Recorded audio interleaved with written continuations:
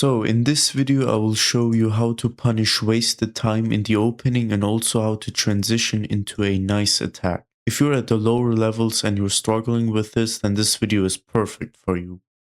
So this was a game that I played on Lichess and it was a anonymous game, so there were no ratings involved. And as for opening, my opponent played a very strange setup. I think it's called the Peertz defense. If you play it with black, basically the idea is to bring the queen on a4 to pressure the knight and pin it to the king, and the knight targets the pawn on e5.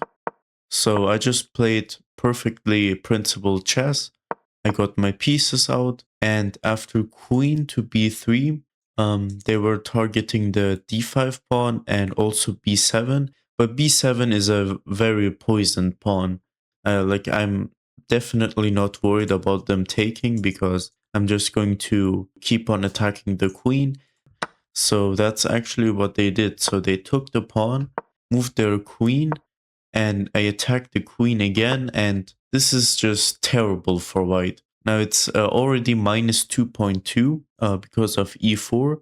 Yeah, I mean, I just have very nice central control, a lot of pieces developed. Meanwhile, they only have a queen and a knight. And here, yeah, I should have played e4 to open up the center already, but instead I got a little bit greedy with knight e4 to maybe either try to fork if they are not careful, or at the very least disrupt their pawn structure. So that's what I did. And after that, I actually lost almost all of my advantage. And now it's almost equal, so it's minus 0.6. And here I just castled, got my bishop out. And here what is actually interesting is I have a lot of pieces out. Now, the way that I was able to attack here was to get this queen involved. So I moved my knight to h5, allowing the queen to come to h4. And at that point, I'm just ready to sacrifice already. And the only real reason that it works is because, one, they don't have any real defenders on the king side, but also these two pawns just block all of these pieces from getting access to the king side to try and defend the king. So after bishop e3, that does leave the pawn hanging. I was already thinking about sacrificing, and in fact bishop takes h3 is the third best move, so that would have been a nice idea. But instead, there's nothing wrong with taking a free pawn.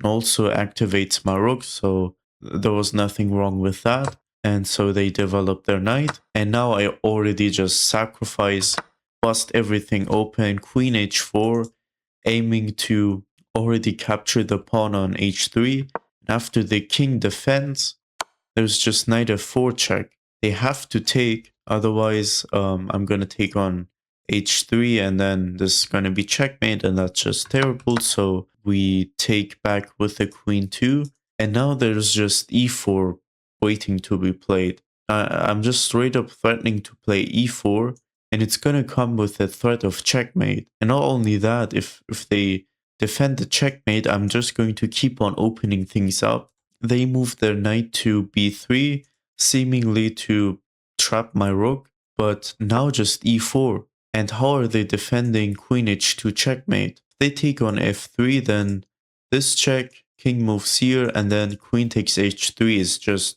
straight up checkmate. So they have to be very careful here. Rook h1, pretty interesting try, but there's already a checkmate. I calculated e takes d3. If the bishop would have taken, there would have been already queen g3 because of this pawn being pinned. And this rook is just doing such a fantastic job of controlling the second rank.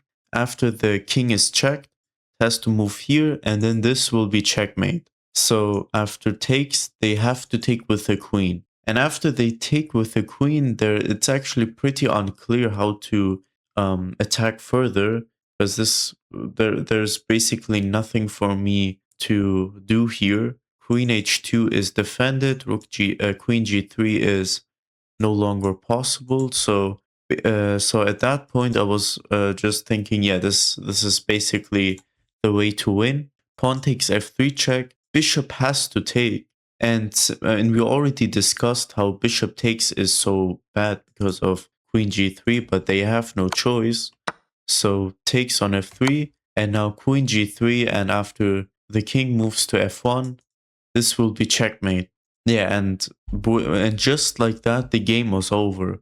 I mean, it lasted like 22 moves, and it just shows how you cannot simply waste time in the opening and neglect your development and expect to still hold on, especially with this very horrible weakness. And yeah, you just straight up cannot defend the king since it's just so difficult to transfer pieces onto the king side. So here this was a critical moment.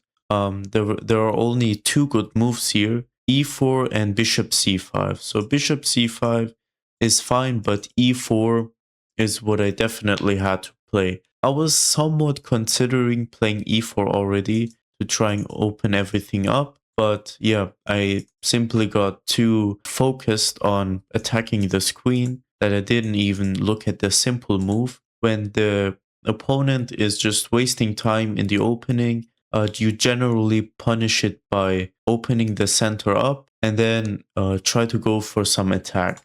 So yeah, that was a pretty cool game, I would say, especially with the sacrifice. And if you have any questions, you can comment it down below. Other than that, that is it for the video.